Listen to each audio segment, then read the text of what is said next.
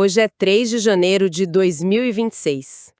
É aquela época do ano, né? A gente para, respira um pouco e olha para trás antes de, encarar o que vem pela frente. Exato. E hoje nosso foco é a cidade de Poá. Nós juntamos aqui um monte de notícias, comunicados, dados de 2025 para tentar entender a história que eles contam. Certo. E lendo tudo isso, uma pergunta meio que tomou forma na minha cabeça.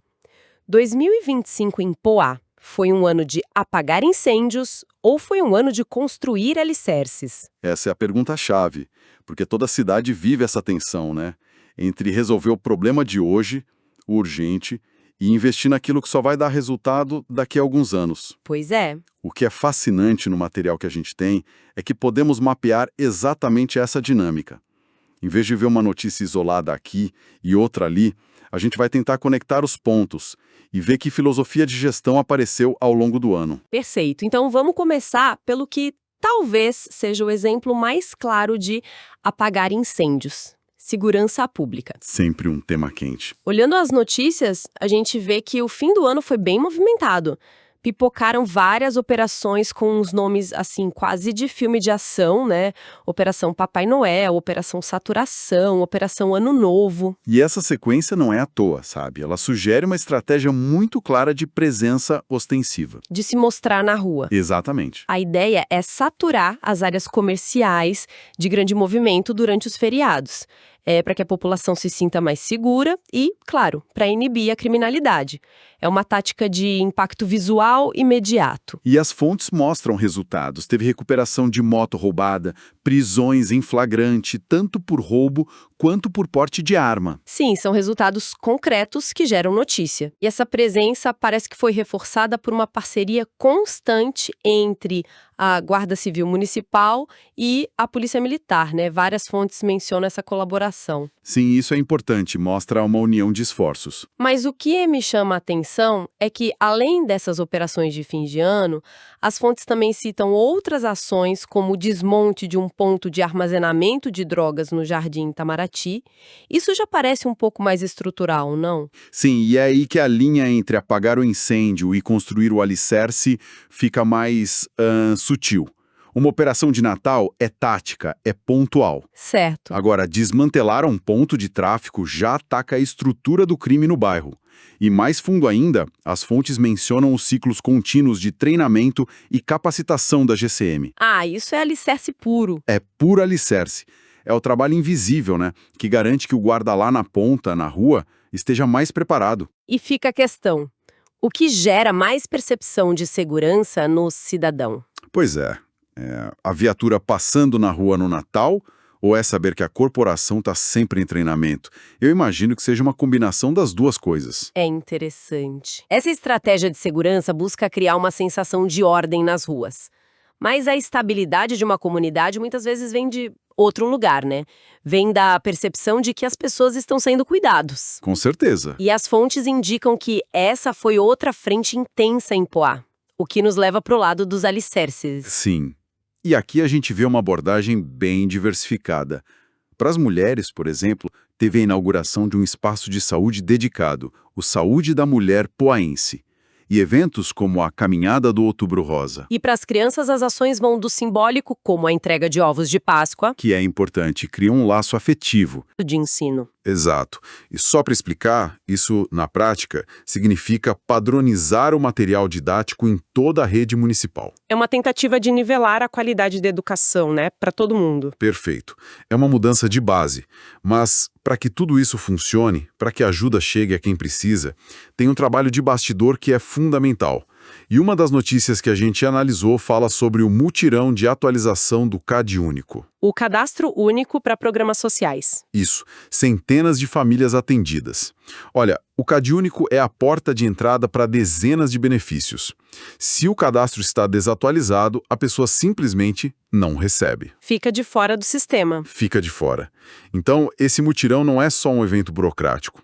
É uma aposta estratégica. A gestão está calculando que consertar a tubulação da assistência social tem um impacto maior a longo prazo. Exato, é um trabalho que não dá para colocar no outdoor. É o alicerce puro enterrado no chão. Entendi. E falando em estrutura, Vamos para a parte física da cidade? As fontes da prefeitura falam em um choque de gestão na zeladoria urbana. Um termo forte. Um dos exemplos foi a limpeza de um dos piscinões da cidade antes da temporada de chuvas. Mas, sendo um pouco cética, limpar um piscinão para evitar enchente não seria o básico? O que diferencia isso de uma manutenção comum? Essa é uma ótima provocação. A diferença, eu diria, está na consistência e na antecipação. Uma gestão que só apaga incêndios esperaria a primeira chuva alagar tudo para depois correr e limpar o bueiro. Certo, a reação. O que as fontes sugerem, com a limpeza preventiva, é uma tentativa de se antecipar ao problema. O termo choque de gestão é marketing, claro, mas a ação por trás, se for parte de um cronograma constante, aí sim ela se torna um alicerce. E nesse campo do dia a dia, teve outra ação que impactou diretamente o bolso. A suspensão da Zona Azul nos dias 24 e 31 de dezembro. Ah, essa é uma tática clássica de gestão municipal. É uma pequena concessão, de baixo custo, mas que gera um impacto positivo enorme na percepção popular. Facilita as compras, agrada o comércio. Gera capital político rápido, especialmente no fim do ano. E por falar em economia, um dado regional me pareceu bem significativo. Em novembro, a região do Alto Tietê gerou 538 vagas formais e Poá foi uma das cidades que mais contribuiu. Sim, mas o diabo está nos detalhes, né? Tem um porém. A mesma reportagem aponta que, apesar do resultado positivo naquele mês, a região como um todo teve uma queda de mais de 42% na criação de vagas se comparada com o ano anterior. Isso desenha um cenário bem complexo. Então, por que Poá parece estar indo na contramão dessa tendência regional? Esse contraste é o ponto-chave. Uma hipótese é que Poá esteja se beneficiando de um setor específico que está crescendo, talvez logística ou serviços, independente da indústria tradicional mais forte em outras cidades. Entendi. Os dados não detalham, mas essa divergência sugere que a economia de Poá pode estar passando por uma transformação silenciosa. Enquanto isso, a prefeitura fez o programa Refis 2025, de renegociação de dívidas. Mais uma vez, a mesma tensão. Exato. É apagar o incêndio do caixa, buscando arrecadação, mas também é construir um alicerce de adimplência para o futuro. E nesse mesmo bloco tem um projeto que é puro alicerce de longuíssimo prazo. As novas alças do Rodoanel em Poá. As fontes dizem que as tratativas avançaram em 2025. E isso é um divisor de águas em potencial. Não é algo que muda a cidade da noite para o dia, mas a implantação dessas alças pode redefinir completamente a logística, a atratividade para empresas, o futuro de Poá na próxima década. O ano de 2026 vai ser crucial para ver se isso sai do papel, então, né? Sem dúvida. Sabe, em meio a todas essas notícias de obra, segurança, burocracia, uma coisa me saltou aos olhos. Poá conquistou o segundo lugar no ranking ambiental do Alto Tietê. É um dado muito interessante. Como uma cidade aparentemente focada em resolver problemas tão práticos consegue se destacar em algo tão complexo como o meio ambiente? Eu vejo isso como a consequência natural de um trabalho de base bem feito.